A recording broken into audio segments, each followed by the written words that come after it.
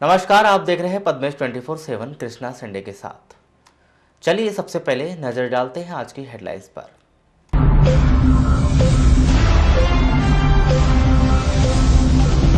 Police ने तैयार किया 5 महीने का खाका, नक्सलियों से निपटने बनाई योजना। 3 बच्चे हैं तो घर में बैठो, शिक्षकों से लिया गया शपथ पत्र, हो सकती है कार्रवाई।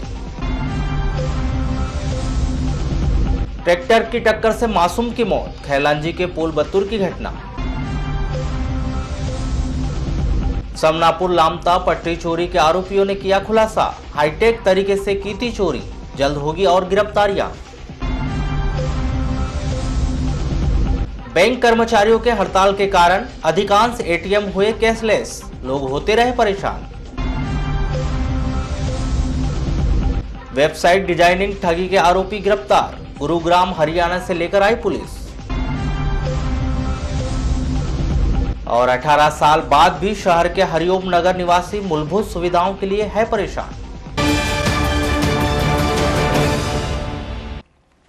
अब समाचार विस्तार से। फरवरी से जून माह तक नक्सली हर वर्ष अपनी उपस्थिति दर्ज करवाने बांस कटाई और तेंदुपत्ता तुड़ाई के दौरान कोई घटना को अंजाम देते आए हैं। इसके लिए बाकायदा पुलिस ने पहले ही योजना बना ली है और उसका खाका तैयार कर लिया है। आपको बता दें कि बालाघाट जिले में बैयर, लांजी, बिरसा, गढ़ी तीनों ओर से नक्सलवाद लगातार अपना प्रभाव दिखाता है। कान्हा राष्ट्रीय पार्क के इर्द गिर्द नक्सलियों के द्वारा बीते कुछ वर्षों में अपनी उपस्थिति लगातार दर्ज कराई गई है, जिसके लिए बाकायदा केवीडी दलम का सक्रिय होना बताया जाता है। वहीं दूसरी ओर लांजी छत्तीसगढ़ महाराष्ट्र सीमा पर टांडा दलम की सक्रियता दर्ज की गई है। ऐसा नहीं है कि पुलिस और नक्सलियों के बीच लुका छिपी का यह खेल, हमेशा दोनों में शय और मात का खेल जारी रहता है। इसलिए पुलिस भी अपनी ओर से कोई भी चूक करने के मूड में नहीं है। हाँ, इसमें हमेशा पिछले सालों से भी देखा गया है कि जब ठंड थोड़ी कम होती है तो नक्सल गतिविधियाँ या उनका मूवमेंट जो है कई जगह से उसकी रिपोर्टिंग आने लगती है। इसके लिए विशेष तौर पे केंद्र के द्वारा भी इसमें इनपुट्स दिए जा रहे हैं। हमारे लोकल स्तर पे भी जो हमारे गोपनीय कार्यकर्ता हैं, जो गोपनीय हमारे सैनिक हैं, उनके द्वारा मुखबिरों द्वारा जो भी सूचना हमारे पास आ रही हैं, एक अगले 3 माह की एक स्ट्रेटजी बनाई हुई है, जिसके तहत हम सामुदायिक पुलिसिंग के माध्यम से भी सभी जनमानस जो है, बालाघाट जिले के नागरिक जो हैं, उनको भी टच कर रहे हैं, जिससे कि वो हमें तत्काल सूचना दें। और साथ ही साथ फोर्स के ऑपरेशनली एक्टिव करके और उनके सर्चिंग और एरिया डोमिनेशन के ऑपरेशन से ही इस पूरे क्षेत्र को, अपने बालाघाट, मंडला, कवर्धा, राजनांदगांव और गोंदिया पूरे क्षेत्र में ऑपरेशंस लगातार चलाए जाएंगे। शिक्षकों से पूछा गया कि आपके कितने बच्चे हैं, बताओ। ऐसा नहीं, एक शपथ पत्र पर पूरी जानकारी लिखित रूप में भेजो कि वर्ष 2011 के बाद आपके बच्चों की संख्या बताएं। यही नहीं, 2 से अधिक बच्चे हैं तो सीधे सीधे नौकरी से हटाकर घर बैठाने की तैयारी की जा रही है। विधानसभा से आए एक शपथ पत्र को जिले के सभी स्कूलों के सभी शिक्षकों से भरवाया गया। उनसे जानकारी ली गई कि आपके स्वयं के बच्चों की संख्या, उम्र, 2011 के बाद जन्मे बच्चों का विवरण भेजे। सूत्रों से मिल रही जानकारी के अनुसार जिले के भीतर लगभग आधा सैकड़ा से अधिक शिक्षकों के बच्चों की संख्या 2 से अधिक है। इस बात की शिकायत बाकायदा वरिष्ठ स्तर पर की गई थी, जिस पर कई दिनों से कोई कार्रवाई नहीं हुई। इस बात से आहत होकर वर्तमान विधानसभा के विपक्षी दल के विधायक के माध्यम से यह प्रश्न विधानसभा में लगाया गया है। जनवरी माह के अंत तक जिले के प्रत्येक शिक्षकों से शपथ पत्र के माध्यम से यह जानकारी मांगी गई थी। जिला शिक्षा अधिकारी आर.के. लटारे बताते हैं कि विधानसभा के द्वारा प्रत्येक शिक्षकों के संतान के विषय में चाही गई जानकारी शिक्षकों के द्वारा स्वयं के भरे हुए शपथ पत्र विधानसभा में भेजे दी गए हैं। 2 से अधिक संतान वाले शिक्षकों की सूची अलग से तैयार की गई है। विधानसभा का मामला होने की वजह से इसे बेहद ही गोपनीय रखा गया है। देखना अब यह है कि आगामी दिनों में 2 से अधिक संतान वाले शिक्षकों पर कार्रवाई होती है या फिर उन्हें नियम किंतु परंतु के तहत अभयदान दिया जाता है। बालाघाट लालबर्रा के मध्य लवादा के जंगलों से रास्ता भटककर एक अजगर मुख्य मार्ग पर आ गया था, जिसे वन विभाग की टीम ने सुरक्षित जंगल में छोड़ दिया।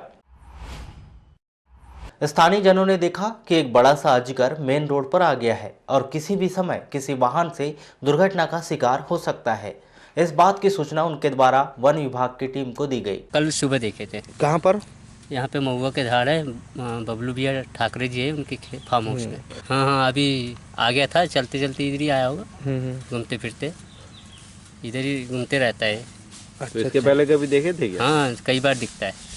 सूचना मिलने पर वन विभाग का अमला तत्काल लवादा पहुंचा और उन्होंने अजगर को सकुशल जंगल में छोड़ दिया। यहाँ मेरे दो डिप्टी साहब है सर, डिप्टी रेंजर साहब, उन्होंने फ़ोन किए थे कि हाँ अजगर साहब कोई रोड क्रॉस हो रहा है तो उसको देखो। तो हम स्टाफ के साथ में आकर के उसको व्यवस्थित जगह पे कर रहे हैं सर। अच्छा, पब्लिक भी थी यहाँ पे? हाँ, पब्लिक थी ना सर, आने जाने वाले। तो आपका बीट लाल बर्रा से आप यहाँ पर आए हैं? नहीं, खमरिया बीट से सर, वाराणसी। वाराणसी से आए हैं। ये किसका बीट पड़ता है? ये है मैडम है सर कोई, क्या नाम उसका, भुवनेश्वरी मैडम। अच्छा अच्छा, बीट है उसका। अच्छा, कितना बड़ा है ये अजगर? ये बहुत मोटा सा, फिर भी किस प्रजाति का? ये अजगर मतलब सांप प्रजाति में आता है सर, सर्प। तो कुछ खाया है क्या उसने या?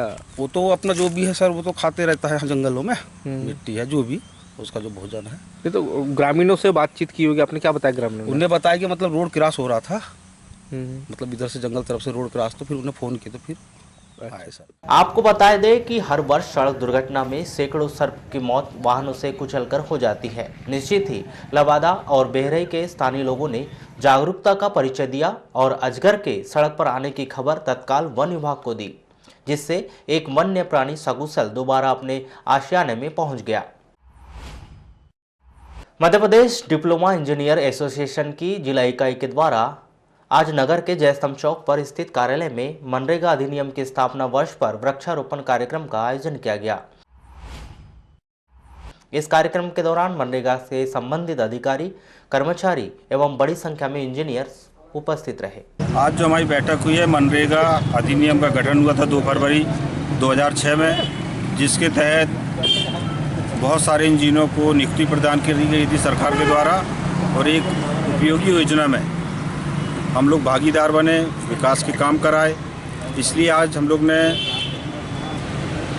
इस योजना के विकसित दिवस के रूप में, स्थापना दिवस के रूप में आज हम लोग ने यहाँ पे आयोजन करके प्लांटेशन का काम किया है। और क्या क्या नीति बनाई, क्या कार्य योजना बनाई? यही हम लोग ने सबने प्रतिज्ञा करें पूरे इंजीनियर मिलकर के जिले का विकास, प्रदेश का विकास कराया जाए, अच्छे से अच्छे कार्य कराए जाएँ। इससे शासन प्रशासन में इंजीनियर की जो धूमिल छवि है उसको सुधारा जाए और प्रशासन के मंशा अनुरूप कार्य कराए जाए। शिक्षा विभाग के निर्देश के तहत परीक्षाओं के नतीजों की ऑनलाइन फीडिंग में हो रही लेट लतीफी को लेकर बीआरसी बालाघाट के द्वारा 1 सैकड़ा स्कूलों के प्रधान पाठकों को तलब किया गया, जिसके चलते आज बड़ी संख्या में प्रधान पाठक बीआरसी कार्यालय पहुंचे। आपको बता दें कि शैक्षणिक गुणवत्ता को लेकर कमलनाथ सरकार के द्वारा शिक्षा और स्वास्थ्य पर विशेष ध्यान दिया जा रहा है।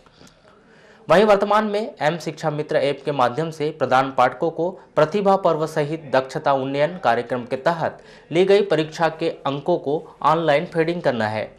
वहीं दूसरी ओर देखा जाए तो पर्याप्त प्रशिक्षण के अभाव में काफ़ी प्रधान पाठक मोबाइल ऐप के माध्यम से जानकारी नहीं भेज पा रहे हैं। इस संदर्भ में जन शिक्षक रशीद जमा खान ने कहा कि तकनीकी समस्या के कारण परीक्षाओं के नतीजे ऑनलाइन फीड करने में दिक्कतें आ रही है। जैसे अभी थोड़ा टेक्निकल थोड़ी प्रॉब्लम आ रही है, जैसे दर्ज संख्या के मामले में भी प्रॉब्लम आ रही है कि स्कूल की दर्ज संख्या ज़्यादा है और बच्चों की दर्ज संख्या एम शिक्षा मित्र में कम बता रहा है।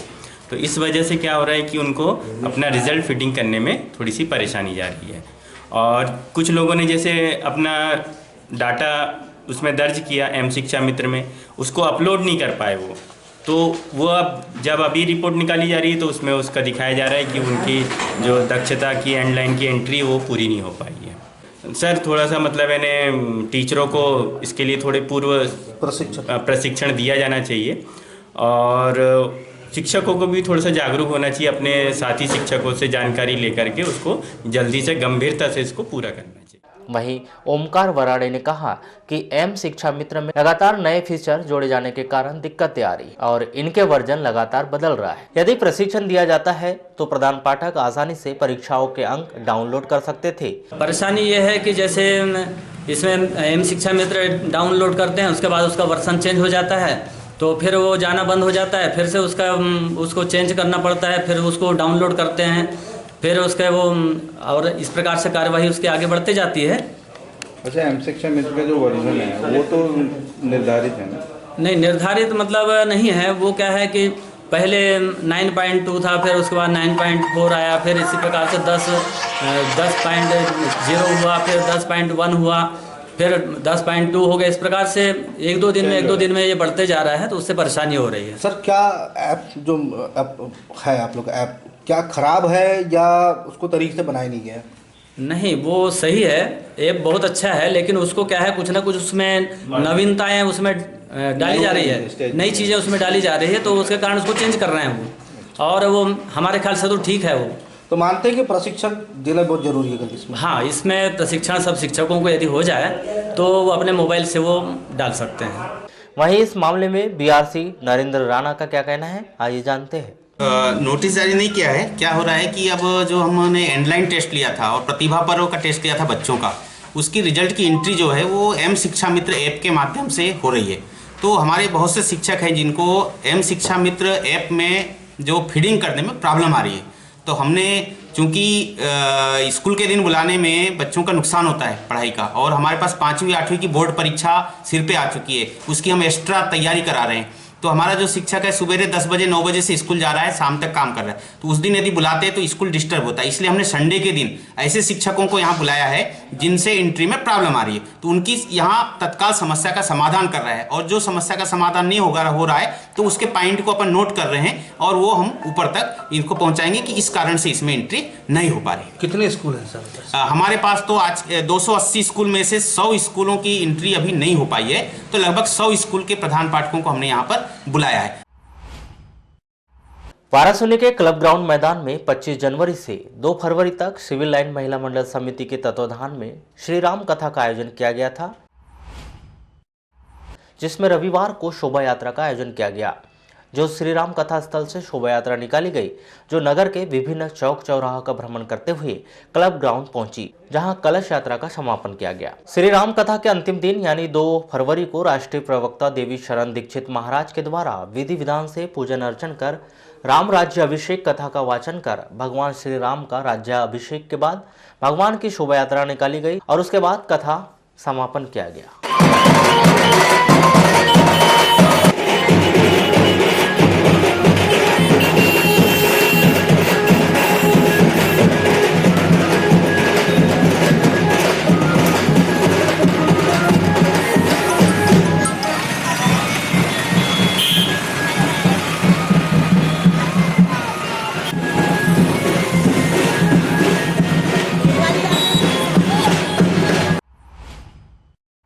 नगर पालिका के द्वारा वार्डों के विकास को लेकर बड़े बड़े दावे किए जाते हैं, लेकिन जमीनी हकीकत पर गौर किया जाए तो अधिकांश वार्डों में वार्डवासी मूलभूत समस्याओं से जूझ रहे हैं। ऐसे ही कुछ हाल वार्ड नंबर 33 हरिओम नगर का है, जहां पर करीब 18 वर्षों से सड़कों का निर्माण नहीं हो पाया है, जिसके कारण वार्ड के वार्डवासी नगर पालिका और स्थानीय जनप्रतिनिधियों से काफी नाराज दिखाई दे रहे। पद्मेश न्यूज की टीम ने जब वार्ड में पहुंचकर वार्ड वासियों से चर्चा की तो उन्होंने काफी नाराजगी जताई। वार्डवासी प्रीतम सिंह ने कहा कि काफी वर्षों से वार्ड में रोड नहीं बन पाई, वहीं नालियों की भी समुचित व्यवस्था नहीं है। वार्ड में तो बहुत सारी समस्याएं हैं। सबसे बड़ी बात है कि रोड की व्यवस्था पूरी तरह से नहीं हो पाई है, सीसी रोड, और दूसरी बात है कि नालियों की सुरक्षित व्यवस्था नहीं की गई, जबकि समस्त जितने भी बासिंदे लोग हैं ये नगर पालिका के जो भी टैक्सेस हैं उसका पूरा भुगतान करते रहते हैं। हो सकता है गिनती में 1-2 लोग अगर नहीं कर पाए होंगे तो इसका ये खामियाजा पूरा हरिओम नगर भुगत रहा है। यहाँ पर बरसात के दिनों में काफ़ी कीचड़ हो जाता है, जिससे बच्चों को, खासकर सुबह जो बच्चे लोग स्कूल आते जाते हैं उन लोगों को काफ़ी परेशानियों का सामना करना पड़ता है। हमने इसके संदर्भ में नगर पालिका वार्ड पार्षद को भी हमने इसके संदर्भ में अवगत कराया, परंतु उनका भी हील हवाला ही देखा गया, तो इन्होंने भी अपनी कार्रवाई किस हद तक की पता नहीं, समझ में नहीं आता। हो सकता है, संभवतः ऐसा लगता है यहाँ के वासियों को कि सत्ता में बैठी हुई बीजेपी जो है कांग्रेस के पार्षदों की बात को नहीं सुन पा रही होगी, ऐसा कुछ लगता है। सभी लोग नगर पालिका को बकायदा टैक्स देते हैं, इसके बावजूद भी वार्ड की समस्याओं पर नगर पालिका के द्वारा ध्यान नहीं दिया जाता। यहाँ हम 2007 से निवासरत है। अच्छा, कब से समस्या बनी हुई, क्या समस्या है आपके यहाँ पे? हमारे यहाँ नगर पालिका से जो स्थिति 2007 में थी वही है हमारे सामने। कैसी स्थिति 2000? यानी ना रोड है, ना बिजली का खंबा आया यहाँ, ना पानी की सुविधा है। अच्छा, लगभग कितने रहवासी हैं यहाँ पर? ऐसे यहाँ तो मान के चलो कि 100 परिवार हो गए आज। उस समय 2007 में मान के चलो 50 रहे होंगे, आज 100 से करीब ऊपर ही हो गए। तो आज तक नगर पालिका से कोई सुविधा नहीं प्राप्त हो रही है। सड़क न होने के कारण बारिश के दिनों में हालात काफी खराब हो जाते हैं और स्कूली बच्चों को भी काफी परेशानी होती है। सत्ता में बैठे बीजेपी और कांग्रेस के पार्षद भी नहीं सुन पा रहे हैं। राजनीतिकरण के चलते वार्ड का विकास रुका हुआ है। दादा, यहाँ तो रोड की सबसे बड़ी समस्या है। बरसात में तो आदमी गाड़ियाँ नहीं निकाल पाते हैं यहाँ से। बच्चों की खास तौर पे बच्चे लोग साइकिल से जब जाते हैं तो कई बार गिर जाते हैं, इतने गड्ढे पड़ जाते हैं। हम लोग तो वो नगर पालिका में बोल बोल के कई बार वो गिरवाना पड़ता है हमको, गिट्टी वगैरह या फिर वो कबेलू वगैरह। अच्छा, एक बात बताइए, तो आपके यहाँ के जनप्रतिनिधि जो है वो आप लोग की सुध क्यों नहीं ले रहे? उनके पास टाइम ही नहीं है। वो उनके लिए अपने पेट भरने के लिए टाइम है, बस हमारे लिए थोड़ी टाइम है। बस नगर पालिका पास भी टाइम नहीं है। नगर पालिका में जाते हैं हम लोग, कंप्लेंट करवाते हैं, टैक्स लेने के लिए बाकायदा आ जाएंगे, लेकिन रोड वगैरह इसको सुधारने के लिए नहीं आता। तो मतलब पूरी सारी चीज़ों का मतलब टैक्स वगैरह सब देते हैं, लेकिन आपका समाधान नहीं होता। वार्ड में 3 सड़कें हैं, जिनमें 2 सड़कें तो बनाई गई, लेकिन एक सड़क का निर्माण 18 सालों से नहीं किया गया, जिसके कारण वे नगर पालिका में टैक्स नहीं जमा कर रहे हैं। जब तक सुविधाएं नहीं मिलेगी तब तक टैक्स भी नहीं देंगे। 18 साल करीब हो गए क्या मकान बनाए हुए। किस तरह की समस्या यहाँ पे अभी? नगर पालिका का दोगलापन दिखाई पड़ रहा है। 3 सड़कें हैं मेरे घर से आजू बाजू में। दाएं साइड की सड़क भी बन चुकी है, बाएं साइड की भी सड़क बन चुकी है, लेकिन ये सड़क 18 साल से आज भी नहीं बनी।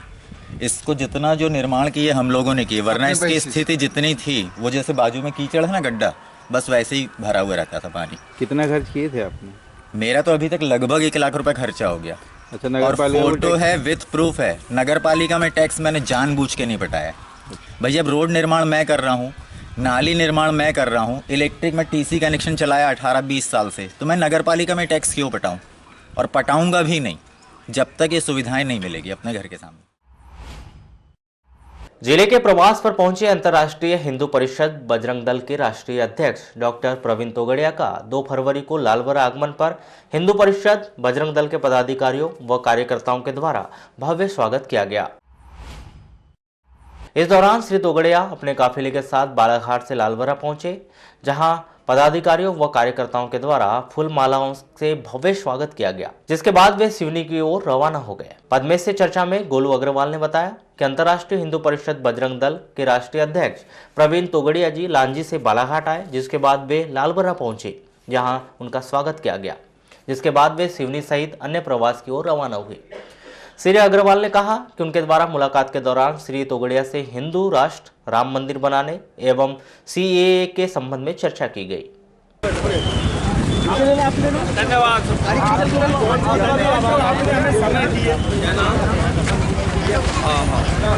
आप लोगों ने जो समय दिया उसके लिए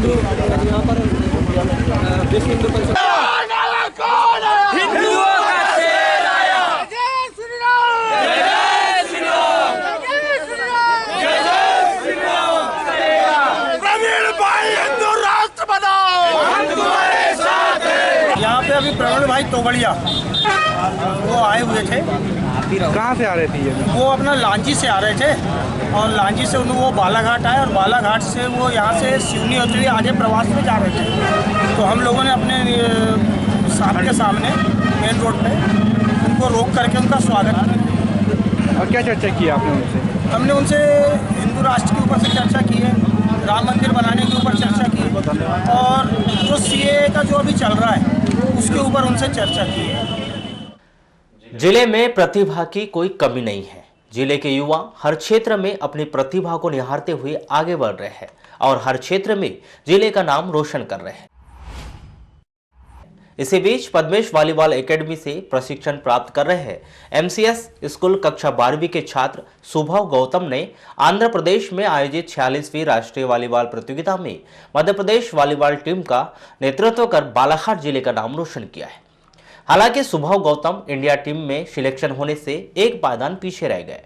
पर उन्होंने इस प्रतियोगिता में मध्य प्रदेश वॉलीबॉल टीम का नेतृत्व कर प्रदेश को 3 मैच जिताने में अपना अहम योगदान निभाते हुए बालाघाट जिले का नाम रोशन किया है।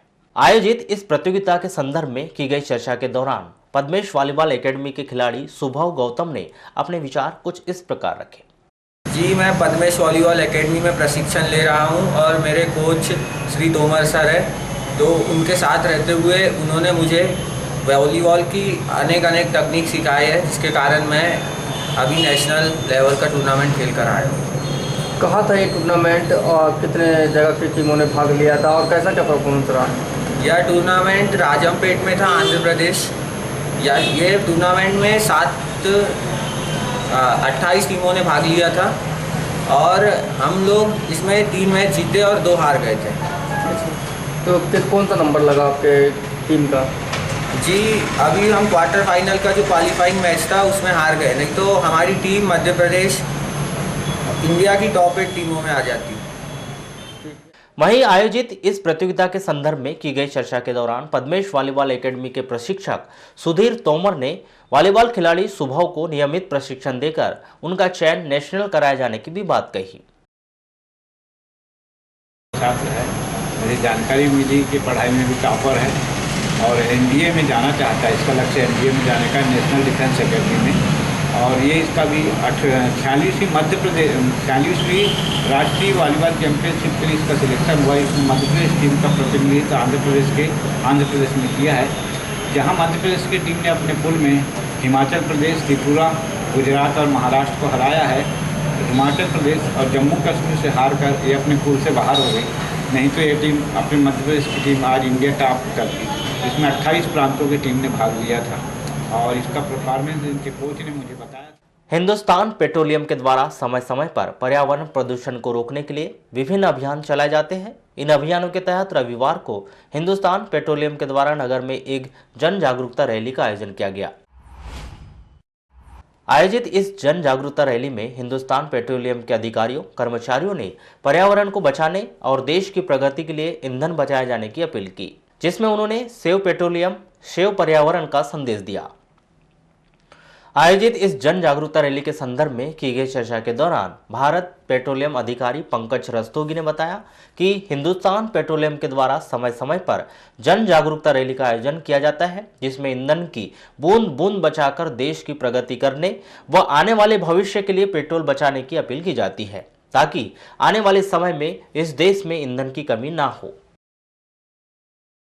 का लोगों के प्रति जागरूकता पैदा करना है कि हमारे पेट्रोल पंप या पेट्रोल ईंधन जो हमारी खपत हो रही है उसको कम से कम उसको कैसे मिनिमाइज़ किया जाए, ताकि हमारी आने वाली पीढ़ियों के लिए उनकी संसाधन या उनके विचारों को रखते हुए या उनकी सुविधाओं को देखते हुए हम उनके भविष्य की कुछ ईंधन बचा सकें।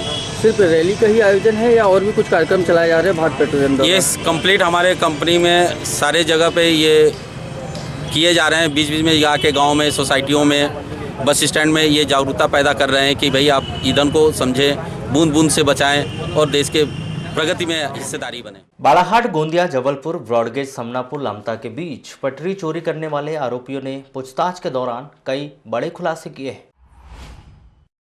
आरपीएफ के निरीक्षक एमके सिंह से मिल रही जानकारी के अनुसार गिरफ्तार चोरों ने 2 दिन की पूछताछ के दौरान कई बड़े खुलासे किए हैं, जिनकी निशानदेही पर लगातार आरपीएफ पुलिस के द्वारा कार्रवाई की जा रही है। इस पूरे घटनाक्रम का मास्टरमाइंड हैदराबाद निवासी मराठा गैंग का सरगना विनोद मराठा था, जिसने बकायदा ओडिशा राज्य से 25 से 30 मजदूर दिहाड़ी पर लेकर आया था, जो पटरियों को काटकर बकायदा हाइड्रोलिक मशीन से ट्रक पर लोड करते थे। यह काम लगभग बीते 4 महीने से लगातार चल रहा था।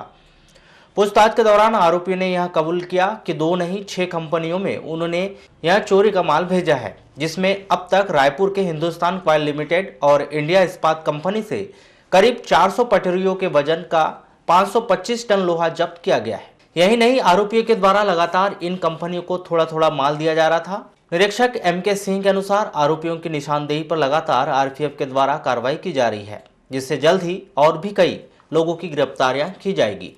वर्तमान समय तक 14 लोगों की गिरफ्तारियां की गई है। यह संख्या लगभग 25 से 30 के करीब तक पहुंच सकती है। मध्य प्रदेश लघु वेतन कर्मचारी संघ की नवीन जिला कार्यकारिणी के गठन को लेकर नगर के बीआरसी कार्यालय भवन में विशेष बैठक का आयोजन किया गया, जिसमें संघ से जुड़े तमाम पदाधिकारी मौजूद रहे। इस बैठक के संदर्भ में संघ जिला अध्यक्ष संतोष प्रधान ने कहा कि प्रांतीय निर्देश के तहत उन्हें लघु वेतन कर्मचारी संघ का जिला अध्यक्ष बनाया गया। वहीं तहसील स्तर पर कार्यकारिणी का गठन किया जाना है, जिसको लेकर इस बैठक को आयोजित किया गया था। आज का बैठक का हमारा मकसद ये था कि मेरा कार्यकाल जिलाध्यक्ष का समाप्त हो चुका था और मुझे पुनः प्रांताध्यक्ष महोदय की अनुशंसा पर पुनः जिलाध्यक्ष नियुक्त किया गया और उन्हें जिला और तहसील अध्यक्ष की कार्यकारिणी का गठित करना था, जिसकी वजह से बैठक रखी गई थी। और हमारे भाई लोग जो बाहर से आए हैं उनकी कुछ समस्या थी, इस हेतु बैठक रही। क्या समस्या है? समस्या ये है कि कहीं कहीं वेतन की समस्या है, कहीं समयमान वेतनमान नहीं मिला है, कई विभागों में समयमान वेतनमान के लिए पैसे की मांग की जा रही है। तो ऐसे कई विचार के लिए आज बैठक रही। कोतवाली पुलिस ने नगर के वार्ड नंबर 8 से कैंसर की बीमारी से पीड़ित एक व्यक्ति का शव वार्ड के एक कुएं से बरामद किया है। घटना में मृत हुए व्यक्ति का नाम वार्ड नंबर 8 शारदा मंदिर गली निवासी 55 वर्षीय राम प्रसाद पिता चंपालाल परमेश्वर बताया गया है, जिसके शव का पोस्टमार्टम करवाकर शव परिजनों को सुपुर्द कर दिया है। प्राप्त जानकारी के अनुसार राम प्रसाद शनिवार की रात्रि करीब 9:30 पर खाना खाकर सो गया था। रविवार की सुबह उनके परिजनों को रामप्रसाद कहीं नजर नहीं आया। आस पड़ोस व मोहल्ले में खोज करने के बाद भी रामप्रसाद नजर न आने पर परिजनों ने वार्ड नंबर 8 स्थित सुनील आहूजा के प्लाट में बने हुए कुएं में गल डालकर देखा, जहां से मृतक रामप्रसाद का शव प्राप्त हुआ। स्कूल शिक्षा मंत्री डॉक्टर प्रभुराम चौधरी ने स्कूल शिक्षा की व्यवस्थाओं, नवाचारों और गुणवत्ताओं के प्रयासों की समीक्षा करते हुए कहा कि इस बार बोर्ड परीक्षा में अच्छा रिजल्ट लाने की जिम्मेदारी जितने बच्चों की है, उतनी ही जिम्मेदारी शिक्षकों की भी होगी। शिक्षा मंत्री ने 2 टूक शब्दों में कह दिया कि बोर्ड परीक्षा के परिणामों के लिए शिक्षक जिम्मेदार होंगे। डॉक्टर चौधरी ने शिक्षकों से कहा कि राज्य सरकार ने आपके हितों का पूरा ध्यान रखा है। शिक्षकों को ऑनलाइन मनचाही पोस्टिंग दी गई, 7वां वेतनमान दिया गया और स्कूलों में सभी आवश्यक संसाधन उपलब्ध करवाए गए। उन्होंने कहा, अब शिक्षकों के लिए अपनी योग्यता का प्रदर्शन करने का सही समय आ गया है। राष्ट्रीय विधिक सेवा प्राधिकरण नई दिल्ली के निर्देश के अनुसार एवं न्यायमूर्ति अजय कुमार मित्तल, मुख्य न्यायाधिपति हाईकोर्ट एवं मुख्य संरक्षक मध्य प्रदेश विधिक सेवा प्राधिकरण के मार्गदर्शन में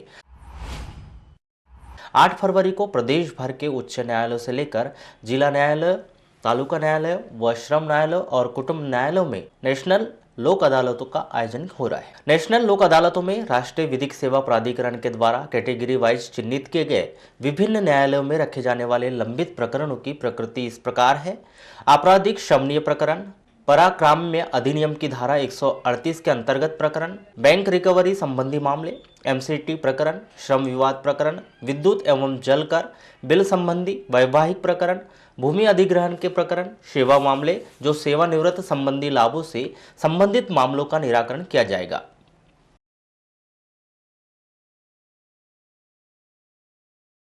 लालबरा के स्थानीय शासकीय उत्कृष्ट उच्चतर माध्यमिक विद्यालय में 1 फरवरी को शासकीय आदर्श विज्ञान महाविद्यालय जबलपुर में पदस्थ प्रोफेसर डॉक्टर महेंद्र भारद्वाज के द्वारा अपने पिता स्वर्गीय सखाराम भारद्वाज व माता स्वर्गीय श्रीमती कमला भारद्वाज की स्मृति में उत्कृष्ट विद्यालय प्राचार्य रश्मि झा की उपस्थिति में टॉपर विद्यार्थियों को प्रोत्साहन राशि प्रदान की गई।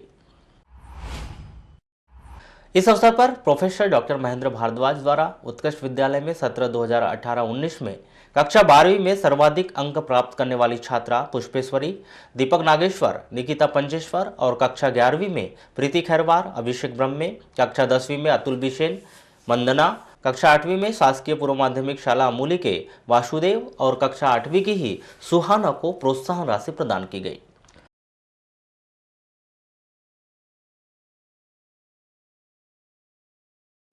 सबसे पहले तो मैं बच्चों आप लोगों का धन्यवाद करना चाहता हूं कि आप लोगों ने यहां उपस्थित होकर अपनी उपस्थिति दर्ज की।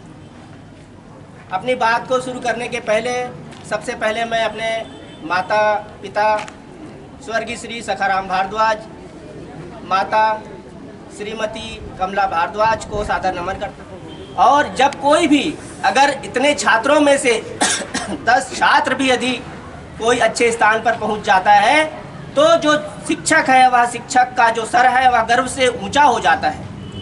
मैं चाहता हूं कि आप लोगों में से भी ऐसे जो स्टूडेंट हैं वह आगे बढ़े और गौरवान्वित हो। एक घटना में बता। अब वक्त हो चुका है एक छोटे से ब्रेक का, बने रहिए हमारे साथ। सच उजागर करता है बालाघाट एक्सप्रेस, एक अखबार संपूर्ण परिवार। खबर चाहे कुर्सी की हो या अच्छे विचारों की या देश में हो रहे भ्रष्टाचार की, खबर चाहे विदेश की हो या आपके कैरियर की, बॉलीवुड ग्लैमर हो या व्यापार जगत की, व्यापारी से लेकर कर्मचारी तक, चाहे खबरें हो ग्रामीण क्षेत्रों की जैसे वाराणसी, लालबर्रा, लांजी, बैहर की, जिले के छोटे से लेकर बड़ी खबरों के लिए सच की तह तक जाने का जज्बा। Balaghat express and Padmesh media को।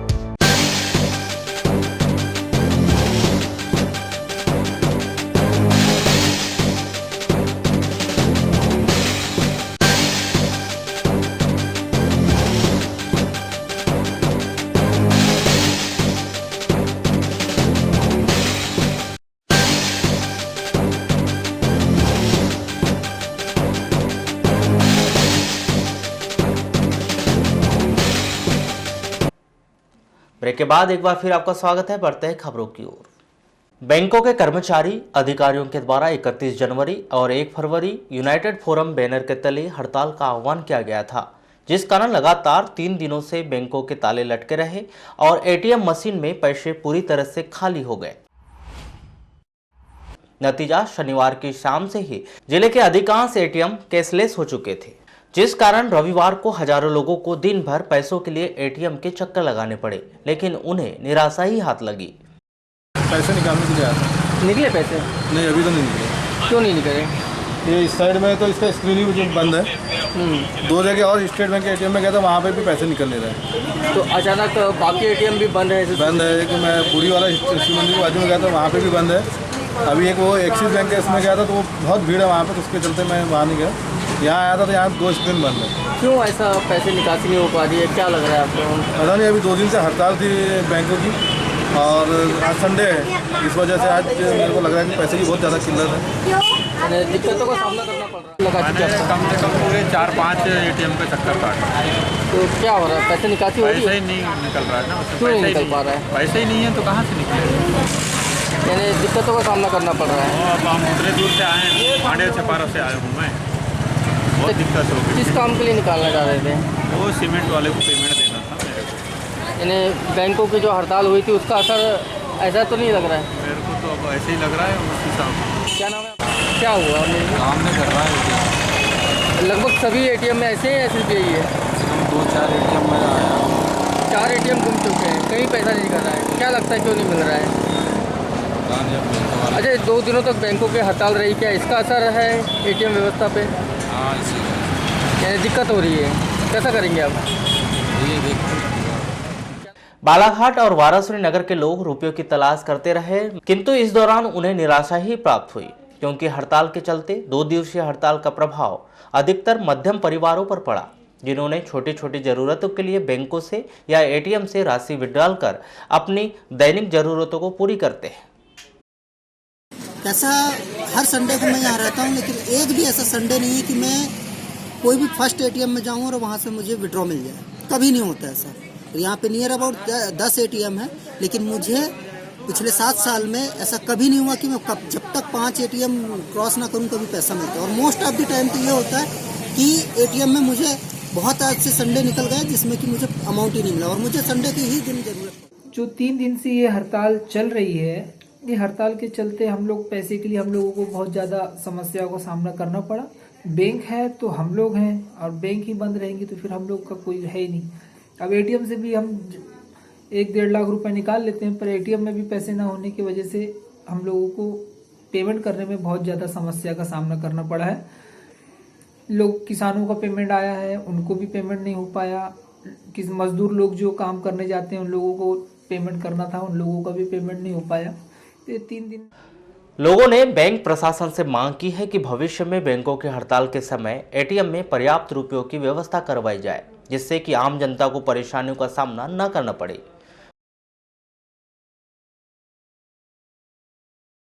वाराणसी की तरह हालात जिला मुख्यालय में भी बने रहे। यहाँ पर भी लोग सुबह से लेकर शाम तक एटीएम के चक्कर लगाते रहे और यही जानकारी लेते रहे कि क्या एटीएम में कैश है या फिर एटीएम कैशलेस हो चुके हैं। रामपाली थाना के अंतर्गत ग्राम पंचायत टेकाड़ी घाट निवासी 40 वर्षीय महिला ने 2 फरवरी को फांसी लगाकर जीवन लीला समाप्त कर ली। पुलिस से प्राप्त जानकारी के अनुसार टेकाड़ी घाट निवासी 40 वर्षीय पद्माबाई पति रुपेंद्र क्षीरसागर अपने परिजनों के साथ बीती रात भोजन करने के बाद सोने चले गए, जिसके बाद देर रात रुपेंद्र क्षीरसागर घर आया जो गाड़ी में ही सो गया था। जिसके बाद सुबह करीब 7:30 पर पद्माबाई का पुत्र उठा और अपनी मां पद्माबाई को उठाने उनके कमरे में गया तो लड़के ने देखा कि पद्माबाई फांसी पर लटकी हुई है, जिससे उनकी मौत हो गई। जिले के खैलांजी तहसील के चिकला बांध के पोलबत्तुर में एक ट्रैक्टर से मासूम की दर्दनाक मौत हो गई। जानकारी के अनुसार मृतक अमित पिता सुनील सेंडे उम्र 10 वर्ष टक्कर के बाद घटनास्थल पर ही उसकी मौत हो गई, जिसके बाद से ही ट्रैक्टर चालक और ट्रैक्टर घटनास्थल से ही फरार हो गया। जानकारी के अनुसार चिकला के पोलबत्तुर टोली के जेसीबी मशीन लगाकर अवैध मिट्टी का खनन किया जा रहा था, जिसमें ट्रैक्टर से मिट्टी ढुलाई के कार्य को किया जा रहा था। घटना की जानकारी मिलते ही रामपाली पुलिस के द्वारा मामला दर्ज कर जांच शुरू कर दी है। वाराणसी पुलिस ने वेबसाइट डिजाइनिंग के ठगी के मामले में 3 साल से फरार चल रहे प्रकरण के आरोपी रमाकांत उपाध्याय को गिरफ्तार कर लिया। गुरुग्राम हरियाणा से गिरफ्तार करने के बाद पुलिस ने आरोपी को वाराणसी थाना लेकर आया, जहां पर अपनी अभिरक्षा में लेकर प्रकरण से संबंधित औपचारिकता पूरी की और न्यायालय में पेश किया, जहां से उसे जुडिशियल रिमांड पर जेल भेज दिया गया है।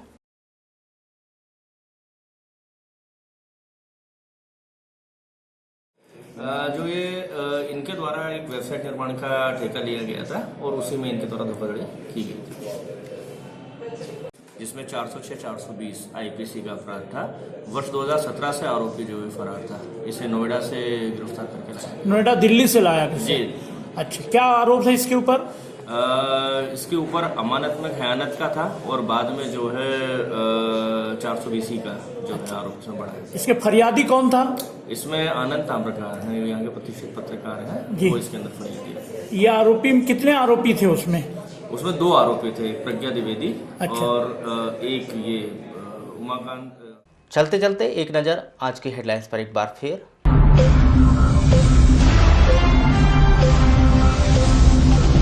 पुलिस ने तैयार किया 5 महीने का खाका, नक्सलियों से निपटने बनाई योजना। 3 बच्चे हैं तो घर में बैठो, शिक्षकों से लिया गया शपथ पत्र, हो सकती है कार्रवाई। ट्रैक्टर की टक्कर से मासूम की मौत, खैलांजी के पोलबत्तुर की घटना। समनापुर लामता पट्टी चोरी के आरोपियों ने किया खुलासा, हाईटेक तरीके से की थी चोरी, जल्द होगी और गिरफ्तारियां। बैंक कर्मचारियों के हड़ताल के कारण अधिकांश एटीएम हुए कैशलेस, लोग होते रहे परेशान। वेबसाइट डिजाइनिंग ठगी के आरोपी गिरफ्तार, गुरुग्राम हरियाणा से लेकर आई पुलिस। और 18 साल बाद भी शहर के हरिओम नगर निवासी मूलभूत सुविधाओं के लिए है परेशान। तो पद्मेश 24/7 में बस इतना ही। बने रहिए हमारे साथ, तब तक के लिए दीजिए इजाजत। नमस्कार।